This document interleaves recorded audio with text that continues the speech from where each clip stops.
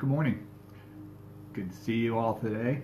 Although I guess I can't see you. I did talk with our folks on Zoom this morning. You're welcome to join us every week as we Zoom together. Just let me know and I'll be happy to send you the link for you to join us.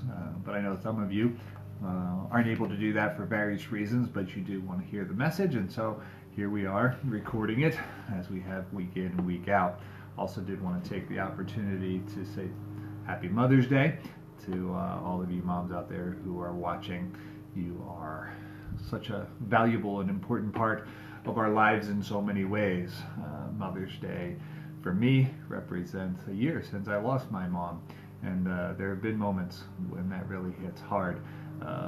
So I've come to truly appreciate all of you and the work that you do. This morning, though, I wanted to talk about something a little bit different, certainly relevant to moms, but not particularly about moms. I spent this week reading, as I often do, through the news and different encounters of books and whatnot. But this week I read, I can't believe this, I said the hits just keep coming, about swarms of locusts that are in Africa. I forget which country it was, but these swarms of locusts are out there and decimating some crops in this country and interrupting the food source supply for millions of people. And it's a very serious thing, and they can't really address it because the resources that they would use to address that have been allotted and pushed toward the fighting of this pandemic. And so, in the midst of the pandemic, you have swarms of locusts, and of course, yesterday we were sitting in our family room and noticed that it started to snow here in May, and I guess the further north you went, the more snow there was. So it's kind of crazy, the times that we're seem to be living in, just one thing after another. I mean, if you're paying attention, again, and everybody is, you don't really have too much option but to pay attention right now. We can't go anywhere, do anything. You're probably beginning to wonder what's going on. And if you're a Christian of a particular bent, you may think you know exactly what is going on. Some would say, and I've seen it said, that this is the end of the world. Jesus is coming back just as he said he would in the Bible, and he prophesied that he would. And there are some people that are certain that things like pandemics and swarms of locusts and crazy weather are all clear indications that it truly is approaching the end of the world. I've read several people who have asked about, for example, Revelation chapter 6, verses 7 and 8, which says, "When the Lamb opened the fourth seal, I heard the voice of the fourth living creature say, 'Come.' I looked, and there before me was a pale horse.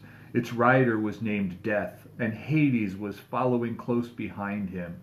They were given power over a fourth of the earth, to kill by sword, famine, and plague, and by the wild beasts of the earth." Now, I get it. If you've been told and believe that Revelation is a book of predictions of the end times, this starts to sound like maybe we are seeing an end approaching. But the first thing I really want to say about this is to remind us what Jesus said in Matthew chapter 24, verse 36, after he made a series of predictions which were not about the future, contrary to what some think, the way that we think of the future. They were about the temple and the fall of the temple, which eventually did fall in AD 70. But in the midst of that, there were people who were wondering if the end of the world was coming, and Jesus told them in verse 36, "But about that day or hour no one knows, not even the angels in heaven, nor the Son, but only the Father." So, in the midst of those words, or with those words, one of the things that I think we just need to hear very clearly is, if there's anyone that's telling you that they have it all figured out, they are claiming to know what even Jesus says he doesn't know. And we need to be very, very wary of those who make those claims, for this is, or this will be, the end of time and history, and Jesus is coming again, and so on and so forth, that often comes with these prophetic declarations. But the second thing I want to say is that Revelation, the book of Revelation, is not, as one scholar notes, a book of predictions, but a book of consolations. And that is then a reminder that in the midst of very difficult, very dangerous times that believers were living in under Roman occupation, with the Roman Emperor Nero even at one point, actually, according to some accounts, persecuting Christians to the point that he actually burned them as living torches. It was just horrible. That Rome would eventually fall is part of the reason that John wrote Revelation. The book of Revelation is a book of consolations, a reminder that in the midst of those difficult circumstances, God is still present, God is still working, and that Christians would not have to live forever under Roman rule.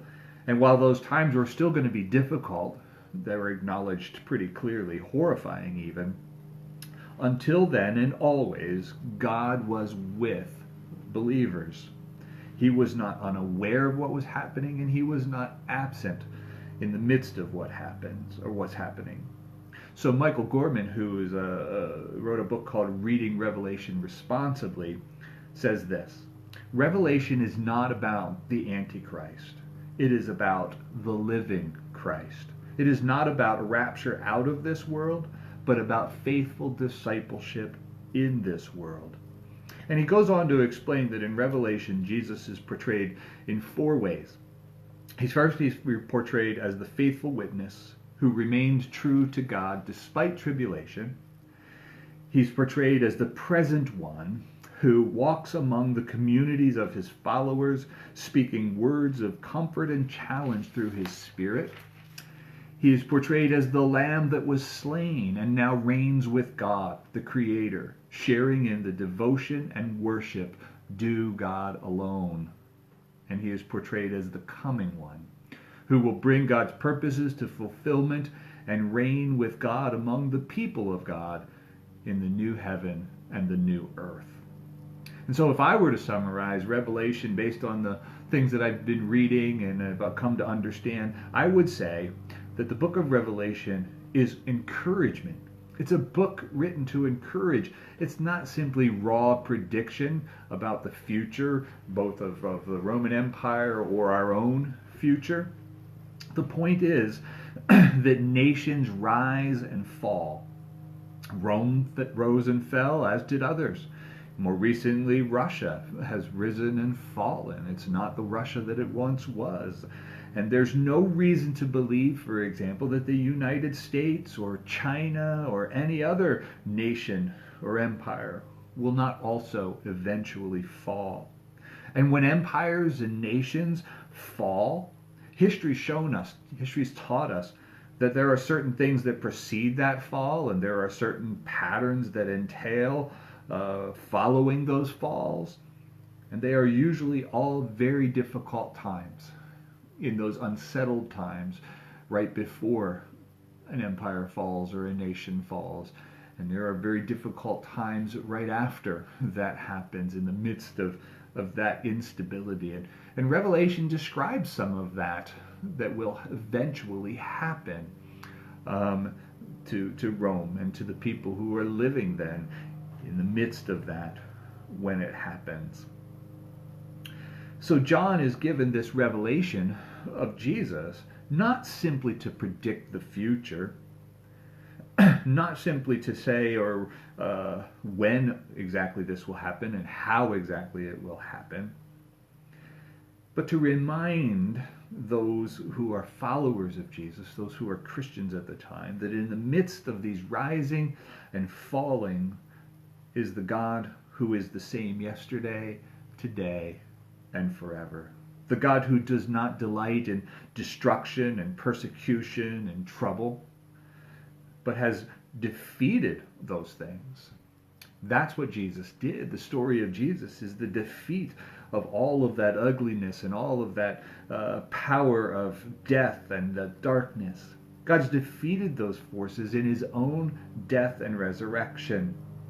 And the God who then is moving in and through history to the fulfillment of his promises, that one day those who follow him through to the end will, according to Revelation 22:4, see his face and reign with him forever.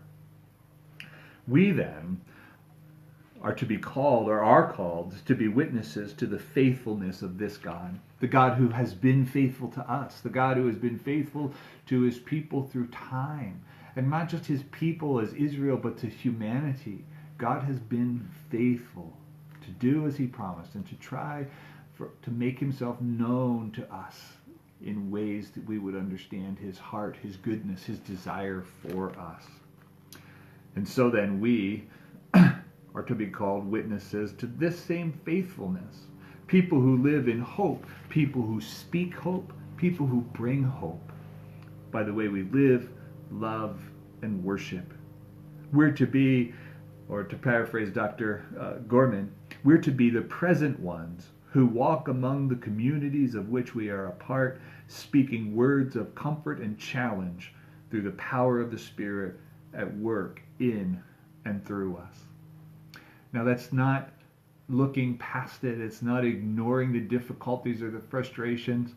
The Bible is very, very clear about those and describes them sometimes in disturbing detail. But the reminder, the encouragement is not to simply ignore it or hope that we're going to be taken from it, but to be reminded that God is with us in the midst of it. And so we want to hang on tight to the words of Jesus that I've been repeating in several of these messages over this time. And again, I think they bear repeating. They should take deep root in us. And those are the words of Jesus from John chapter 16, verse 33. I have told you these things so that in me you may have peace. In this world you will have trouble, but take heart. I have overcome the world. The great hymn, Great is Thy Faithfulness, many of you know, has these words. It says, Great is Thy faithfulness, and then reminds, As Thou hast been, Thou forever wilt be. And God reminds us in the Old Testament with those words that God's faithfulness is great, and His mercies are new every morning. So be encouraged in the midst of this, that we will not be finally defeated by COVID, by swarms of locusts, by crazy weather. God is here. God is with us. God is working for us and through us. And may we be people then who take hope and become hope as we are the present ones among our friends, our neighbors, and part of our communities. May Jesus shine brightly in the midst of what sometimes is a very, very dark time. Be encouraged. Be hopeful. I love you. And we can't wait till we can all gather once again, perhaps physically, or well, hopefully physically, but be reminded again that even though we're parted, we do remain together as dearly loved children of this God, brothers and sisters, bearing one another's burdens and all of those kinds of things. We are not alone. Be well.